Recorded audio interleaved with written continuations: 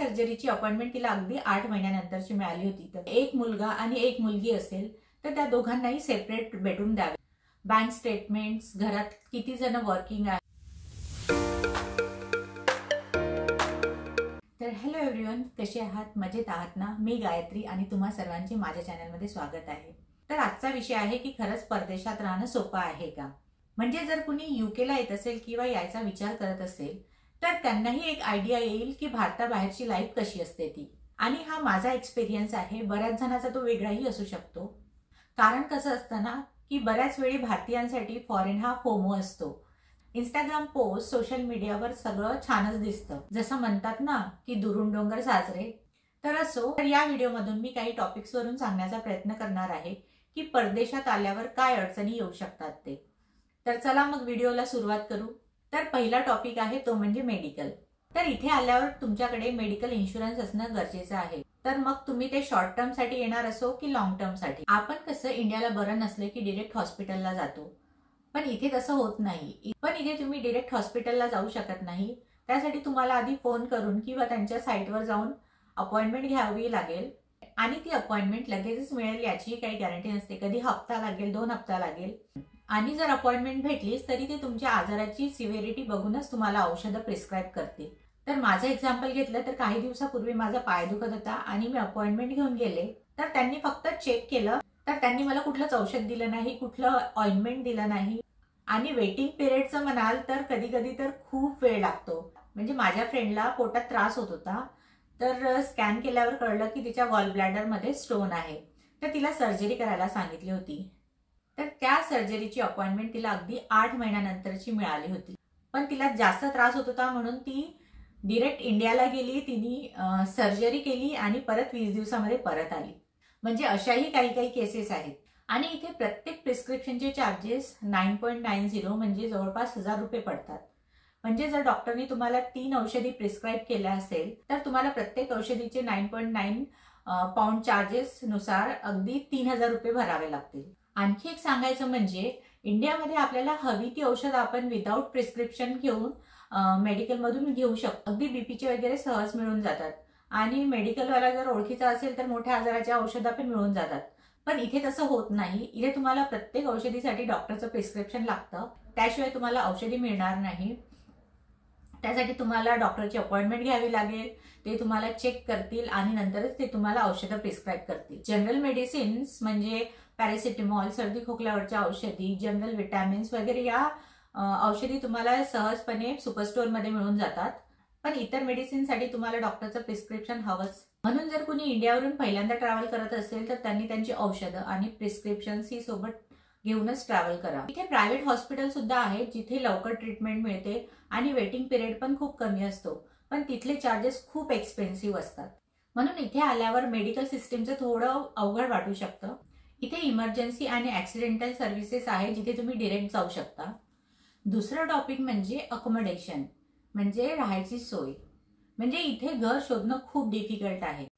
इथे जर घर किरायाने घ्यायचं असेल तर खूप प्रोसेस असतात। इथे जर कपल असेल तर HK मीन्स हॉल किचन किंवा 1 BHK मध्ये राहू शकतात। पण जर एकही मुलगा असेल तर तुम्हाला 2 BHK घेणं कंपल्सरी आहे। लहान 2 मुलं असतील तर ते एक बेडरूम शेअर करू शकतात। पण जर मुलं मोठे असतील आणि एक मुलगा आणि एक मुलगी असेल तर त्या दोघांनाही सेपरेट बेडरूम द्यावे लागते। घराचा एरिया किती असावा याचाही काही रूल आहे। आपल्याला जर भारतात किरायाने घर हवं असेल तर आपण घर बघतो आणि जर घर आवडलं तर आपण लगेच शिफ्ट सुद्धा होऊन जातो। पण इथे तसं होत नाही। इथे जर तुम्हाला घर किरायाने घ्यायचं असेल तर इथे बऱ्याचशा एजन्सीज आहेत जिथे तुम्हाला कॉल करून घर बघायसाठी अपॉइंटमेंट बुक करावी लागते। आणि जर तुम्हाला घर आवडलं तर ते तुमचे डॉक्युमेंट्स चेक करतील, बँक स्टेटमेंट्स, घरात किती जण वर्किंग आहेत, म्हणजे ते लोक घर भाडे भरू शकतील का, आणि आधी ज्या घरात राहत होते त्या घर मालकाशी सुद्धा कॉन्टॅक्ट करतात। म्हणजे अशा अनेक प्रोसेस असतात। आणि हे सर्व केल्यानंतरही घर मिळेलच याची गॅरंटी नसते, कारण एकाच घरामागे बरेच लोक असतात। मग जो जास्त सुटेबल असेल त्याला ते घर मिळतं। आणि कुठे कुठे जर मुलं असतील तर घर सुद्धा मिळत नाही, कारण इथे बरेचसे जे ओल्ड ब्रिटिशर्स वगैरे असतात त्यांना शांतता हवी असते। बरीचशी घरं ही लाकडाची असतात, मग मुलं खेळत असेल, धावत असेल तर त्याचा आवाज होतो, मग बऱ्याचदा नेबर सुद्धा कंप्लेंट करतात। म्हणून मग मुलं घेऊन राहणं हे पालकांसाठी इथे कसरतच आहे. इथे घर भेटलं तरी ते खूप मेंटेन करावं लागतं, डिपॉझिट भरपूर असतं. घर सोडताना घर हे अगदी चांगल्या कंडिशन मध्ये आणि स्पॉटलेस द्यावं लागतं, नाहीतर ओनर डिपॉझिट सुद्धा कट करू शकतो. असे बरेचसे क्रायटेरिया आहेत. तिसरा टॉपिक म्हणजे लेबर कॉस्ट आणि हाऊस हेल्प. इथे लेबर कॉस्ट खूप महाग आहे. म्हणजे इथे जर सामान मूव्ह करायचं असेल, इलेक्ट्रिशियनला बोलवायचं असेल, प्लंबरला बोलवायचं असेल तर खूप पैसे मोजावे लागतात. म्हणून मग इथे कुठलेही काम करायचे असेल म्हणजे घरातली बाहेरची छोटी मोठी अगदी आपल्याला स्वतः करावी लागतात. आणि लेबर कॉस्ट तर ठीक आहे, पण इथे प्रत्येक गोष्टीसाठी अपॉइंटमेंट घ्यावी लागते आणि ती लगेचच मिळेल याची गॅरंटी नाही. कधी 1 वीक लागू शकतो, 2 वीक लागू शकतो, मग एवढा वेळ वाट पाहणंही अवघड होऊन जातं. आणखी एक गोष्ट म्हणजे इथे हाऊस हेल्प खूप कॉस्टली आहे. म्हणजे जर त्यांना घरी काम करायसाठी बोलवायचं असेल तर त्यांना तासानुसार पैसे मोजावे लागतात. म्हणून इथे कुकिंग, क्लिनिंग, भांडी ही सर्व कामे ही स्वतःच करावी लागतात. म्हणून मग ज्यांना काम करायची सवय नसेल किंवा सतत कुणीतरी मदतीला लागतं त्यांच्यासाठी तर खरंच अवघड आहे. चौथा टॉपिक म्हणजे इथलं वेदर. इथलं वेदर म्हणाल तर इथे 7 ते 8 महिने थंडी असते. बरेच दिवस सूर्याचे दर्शनही होत नाही. विंटरमध्ये तर दिवस अगदी छोटा असतो, अगदी संध्याकाळी 4 वाजता अंधार होऊन जातो. झाडांना एकही पानं नसतात, तर ते वेदर थोडं डिप्रेसिंग होऊन जातं. प्रॉपर सनलाईट मिळत नाही, त्यामुळे बऱ्याच जणांना इथे व्हिटॅमिन डी ची डिफिशियन्सी सुद्धा होऊन जाते. इथे पावसाळा हा वेगळा असा ऋतू नाही. इथे 12 महिने कधीही पाऊस पडतो. नंतरचा टॉपिक म्हणजे इथलं फूड. आपल्या भारतीयांना स्ट्रीट फूड वगैरे बरंच आवडतं, पण इथे स्ट्रीट फूड फारसं मिळत नाही. जे इंडियन रेस्टॉरंट्स आहेत ते फार कॉस्टली असतात आणि भारतासारखी फूड व्हरायटी सुद्धा इथे नसते. म्हणून जे फूडी आहेत त्यांच्यासाठी थोडं अवघड जाऊ शकतं. एकतर सर्व घरी स्वतः बनवा किंवा मग इंडियन रेस्टॉरंट्समध्ये भरपूर पैसे द्या. नंतरचा टॉपिक म्हणजे सोशल लाईफ. इथे बरेचशा इंडियन कम्युनिटीज वगैरे आहेत, पण ते फक्त कुठले फंक्शन्स असेल किंवा कुठले फेस्टिवल असेल तेव्हाच ते सगळे एकत्र येतात. इथे बऱ्याचदा तुमचा फ्रेंड सर्कल बनतो.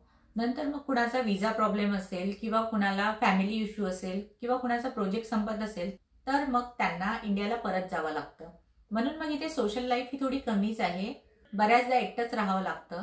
म्हणून मग ज्यांना या गोष्टीची सवय नसेल किंवा त्यांना आपले मित्रमंडळी, फॅमिली लागतेच, तर मग अशांना इथे राहणं थोडं कठीणच आहे. आणखी म्हणजे परदेशात आल्यावर तुम्हाला स्वतःची कामे स्वतःच करावी लागतात.